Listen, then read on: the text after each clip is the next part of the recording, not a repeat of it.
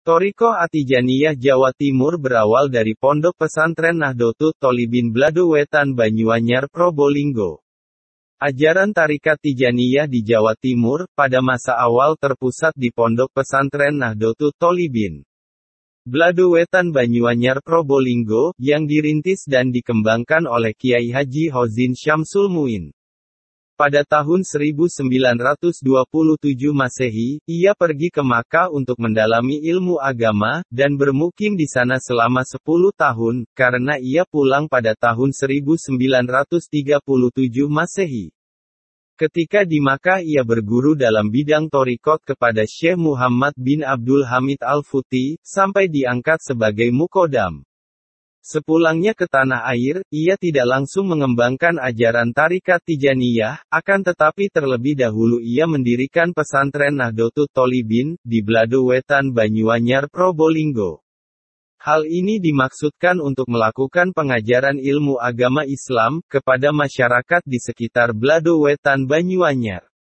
Penyebaran Thariqah Tijaniyah dimulai pada tahun 1952, setelah terlebih dahulu ia mendapat teguran melalui mimpi dari Syekh Ahmad At-Tijani. Pada awal pengembangan jamaah Thariqah Tijaniyah, Kiai Haji Hozin menerapkan aturan yang sangat ketat, dalam arti ia sangat selektif dalam memberikan izin mengamalkan Thariqah Tijaniyah. Setiap calon murid, terlebih dahulu harus menguasai ilmu dasar-dasar akidah dan syariat. Sikap demikian, tampaknya muncul dari kekhawatirannya tentang persyaratan murid Tijaniyah, di mana ia harus mengamalkan thariqat sampai akhir hayatnya, dan tidak boleh menggabungkan dengan amalan tarekat lain, di samping persyaratan-persyaratan lain yang mengikat murid Tijaniyah. Pada tahun 1954 Masehi, ia mengangkat Kiai Haji Kusairi, pengasuh Pondok Pesantren Lubul Labib sebagai muqaddam di Desa Kedungsari Kecamatan Maron Probolinggo. Kemudian pada tahun 1967 Masehi, ia mengangkat Kiai Haji Ahmad Taufik Hidayatullah, Genggong Pajarakan Probolinggo sebagai muqaddam. Melalui dua tokoh ini, Thariqah Tijaniyah di Probolinggo secara bertahap semakin dikenal masyarakat. Metode pengembangan jamaah yang dilakukan Kiai Haji Hozin, sangat ideal apabila dikaitkan dengan tanggung jawab tarbiyah thariqatnya. Beliau mengembangkan ajaran Thariqah Tijaniyah, sampai wafat pada hari Rabu pagi tanggal 1 Jumadil Akhir 1400 Hijriyah, bertepatan dengan tanggal 16 April tahun 1980 Masehi, dalam usia 89 tahun. Karena ia lahir pada tahun 1891 Masehi.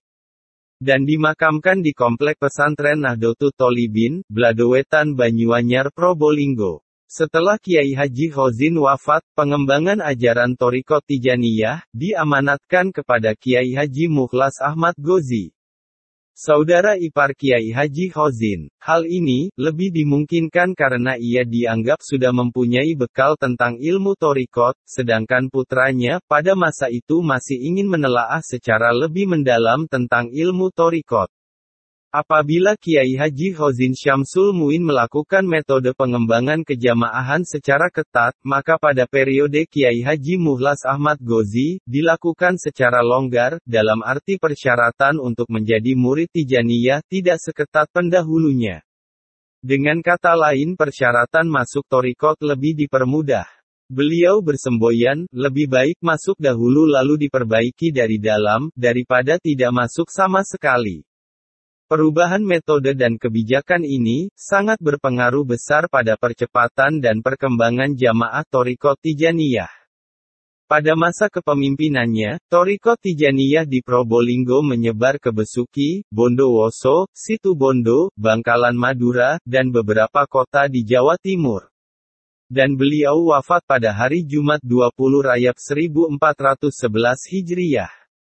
Bertepatan dengan tahun 1991 Masehi, dan dimakamkan di Makbaroh keluarga Pondok Pesantren Nahdlatul Thalibin, Bladowetan Banyuanyar Probolinggo.